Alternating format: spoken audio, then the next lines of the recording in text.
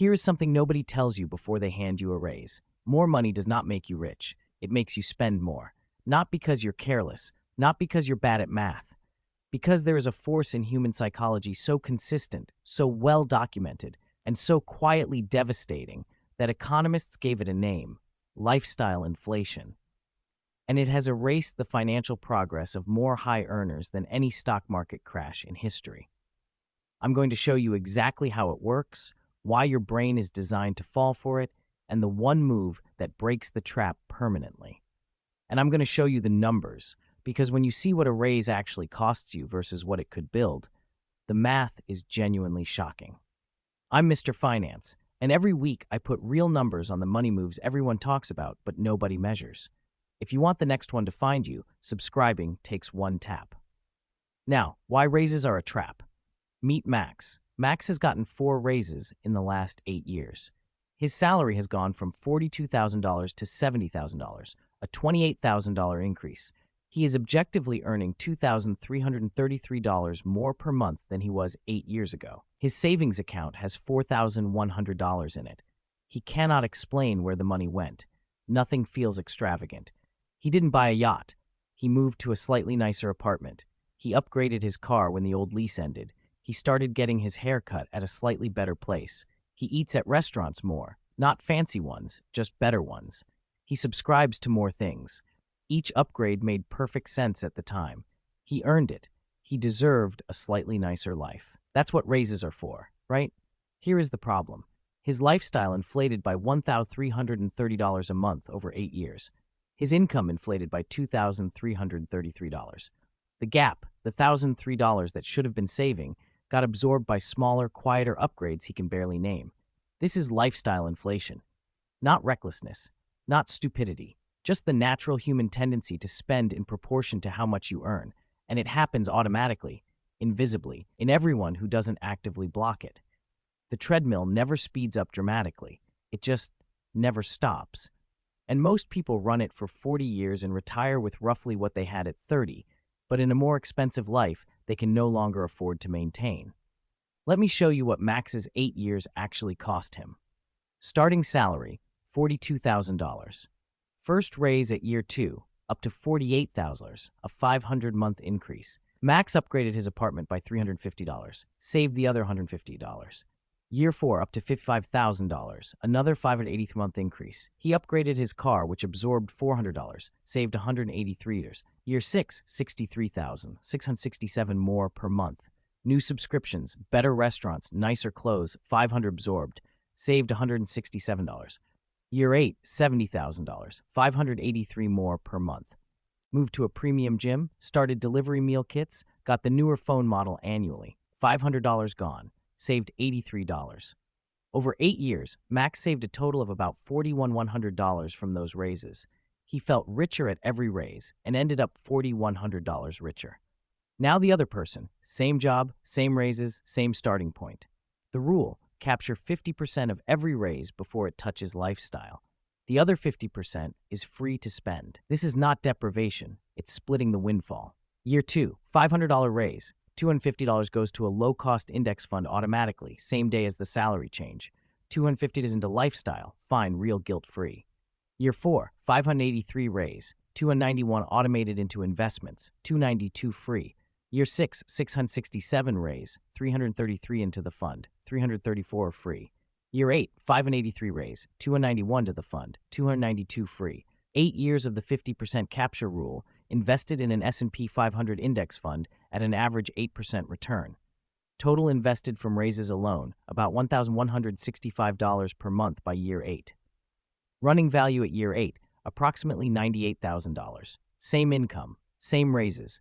Max has $4,100. The other person has $98,000. Before you feel bad for Max, or for yourself if this sounds familiar, understand that lifestyle inflation is not a character flaw. It is a feature of how human brains evaluate well-being. Psychologists call it hedonic adaptation. The brain adjusts its baseline to whatever your current circumstances are, incredibly fast. The new apartment feels amazing for about 6 weeks. Then it becomes normal. Then you stop noticing it.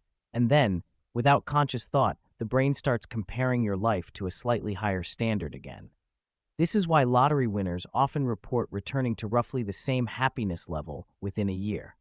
And it's why every salary increase feels meaningful for a few months, and then you just feel like you're earning what you're worth again, and the lifestyle that came with it feels like the floor, not the ceiling.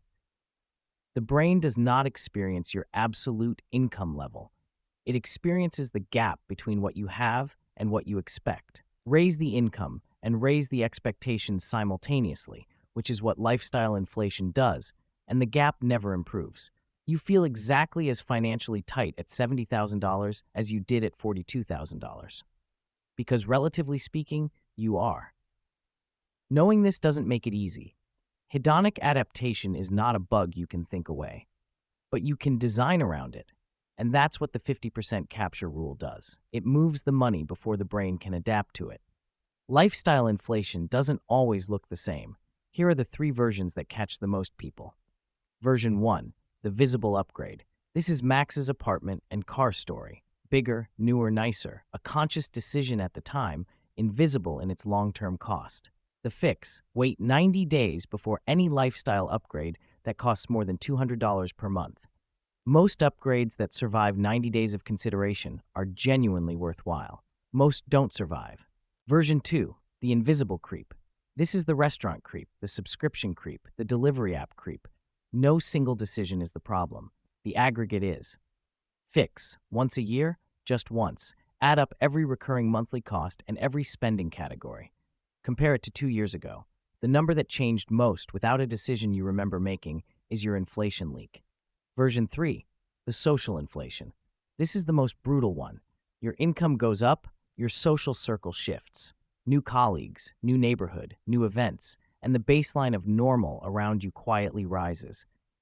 Dinner at slightly nicer restaurants because that's where this group goes. A weekend trip because everyone's going.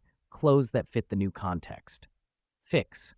This one is about identity, not budgeting. The question to ask is whether you're spending to belong or spending because you genuinely want the thing. All 3 versions have one fix in common. Automate the capture before your lifestyle sees the money, not after, before. The 50% capture rule sounds simple because it is, but the mechanism that makes it actually work is automation on payday, not intention on the weekend. Here's the exact sequence. Step 1. Calculate 50% of your net raise increase, not the gross raise, the after-tax increase to your actual paycheck. Step 2.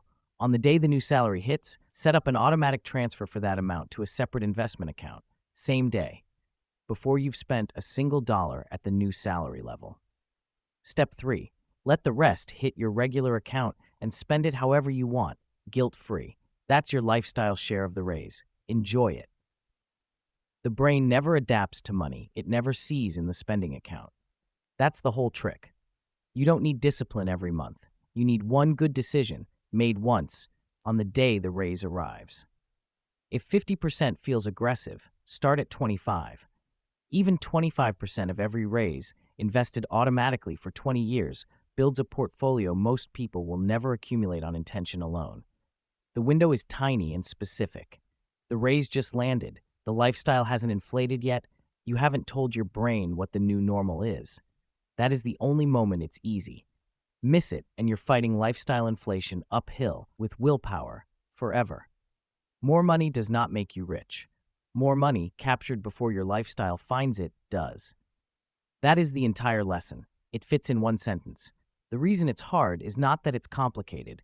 It's that it requires acting in the 5-minute window when a raise arrives, before the brain rewires its baseline. You now know the window exists. You know what to do in it. The next time a raise comes, in a month, in a year, in 3 years, you will remember this, and you'll either pull the lever or you'll watch the treadmill speed up again. I'm Mr. Finance. Subscribe if you want more of this kind of breakdown. No fluff, no feel-good advice, just the actual math. And tell me in the comments, have you ever gotten a raise and wondered, a year later, where the money went? Because I think more people relate to Max's story than anyone wants to admit. I read every one.